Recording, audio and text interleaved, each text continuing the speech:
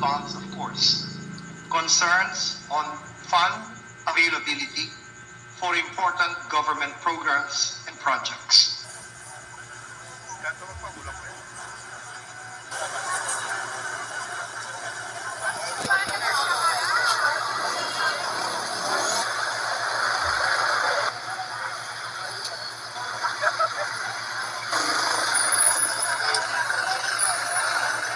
Ano po ma'am yung gusto nyo pong ipakita dito po sa inyo pong pagpoprotesta dito sa Korte Suprema?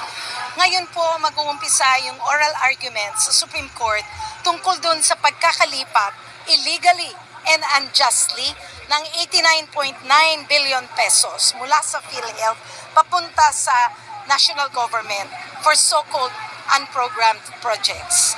Tinututulan namin ito dahil ang PhilHealth funds ay nakalaan para sa pangkalusugang pangangailangan, hindi para sa kung ano-anong projects na sinasabi ng gobyerno. Nakita nila itong pera at sinabi nila excess funds.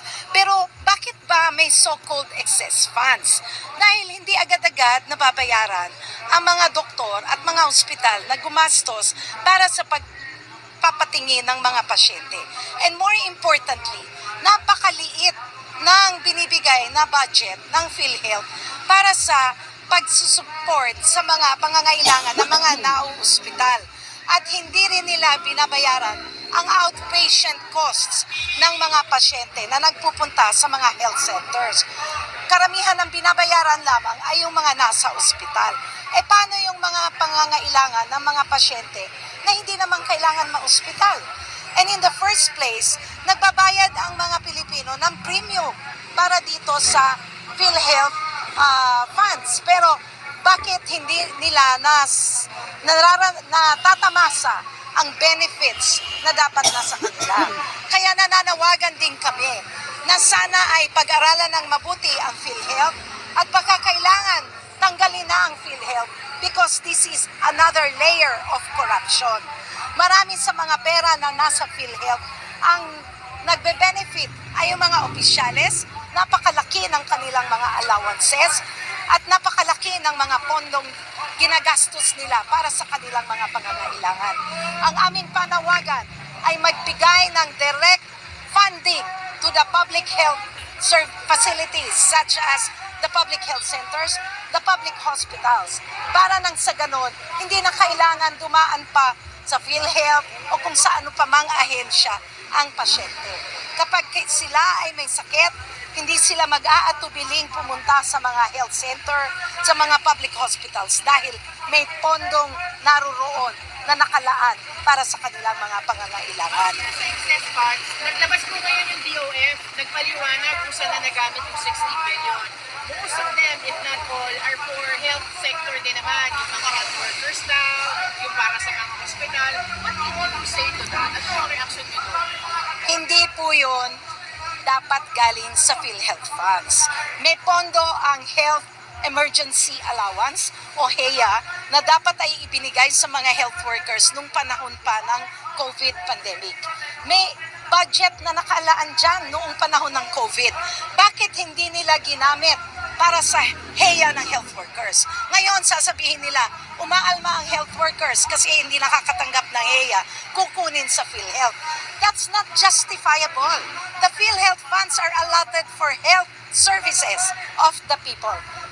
We appreciate na nabigyan ng health allowance, health emergency allowance ang health workers, but it should have come from the DOH budget, not from PhilHealth. Nagpatayo sila ng health centers kuno, pero hindi rin yan ang pondong dapat pinagkukuhanan for establishing health centers. The PhilHealth Fund is for services, not for facilities. Again, facilities is in the budget of the DOH. Merong project ang Health Facilities Enhancement Program ng DOH na dapat dyan kinukuha ang pondo. Kaya ang sinasabi namin, this is really inefficiency of the entire government. And because health is a right, karapatan ng mamamayan ang kalusugan at responsibilidad ng pamahalaan ang makapagbigay ng serbisyo para ma-sustain itong karapatan na to at ma-attain ng mga tao ang kanilang karapatan. Attorney po ba yung gusto nating makuha mahigit sa Supreme Court?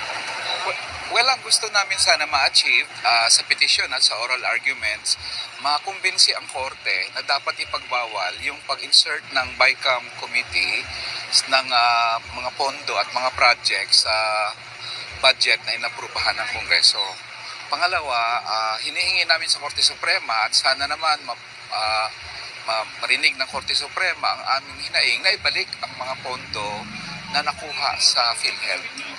And in fact, kahit yung kinuha sa PDIC, kasi insurance yan ng banking system natin, dapat isolid din yun, 100 billion yun, na maaring malagay sa delikado ang banking system natin pag ma-deplete ang pondo ng PDIC. So all these things, ihingi namin sa Korte Suprema na sana mapagbigyan ang mamamayan na ang pondo diretso sa tao, wag nang sumabit pa sa bulsa ng mga politiko. So yun, sir, no, yung pwedeng parang ibalik pa. Yung kasi di ba may na-release na 60 billion. Yes. Parang hinihingi nyo rin na maibalik din yun. Yes. Ng TRO na kasi naabutan is 29 billion. So yung 60, sana maibalik. Secondly, ang 30 billion na huling na i-release bago na TRO, hindi pa nagagastos dapat yon kasi ilang araw pa lang yon bago na TRO. So kung may good faith ang gobyerno, hindi nila gagastusin yon. Kaya sana zero budget ang PhilHealth ngayong taon, tapos kinunan mo siya ng pondo na 89 billion last year. Grabe yung impact niyan sa beneficiaries, lalo na ika-host pa ngayon ang maraming beneficiary ng PhilHealth sa mga serbisyo niya sa mamamayan natin.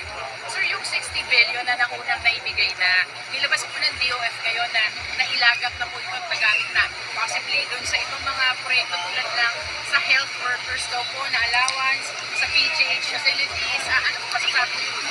Una, yung health workers, 2021 pa nila sinasabi yan, hindi nila pinupondohan. Ngayon, gagamitin nilang sangkala ng health workers to justify yung paglobo to 739 billion na program funds. Ilan ba ang nilaan nila sa health workers dan? Ang nakalagay nga sa kanila, 2.3 billion eh.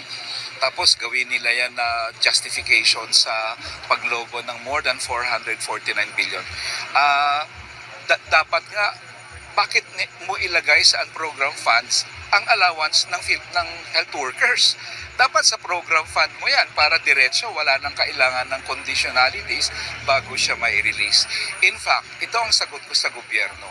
The fact na nilagay nyo ang health workers allowances and benefits sa program fund, nagpapakita lang na mababaw ang pagtingin nyo sa benepisyo ng health workers at sa health workers mismo. So yan ang tingin ko.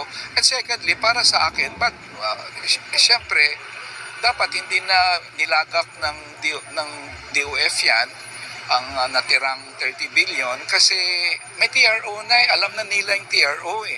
Imposible naman nalagak nila yung 30 billion in a few days before the TRO. In any case, siyempre hindi namin alam ang desisyon ng Korte Suprema.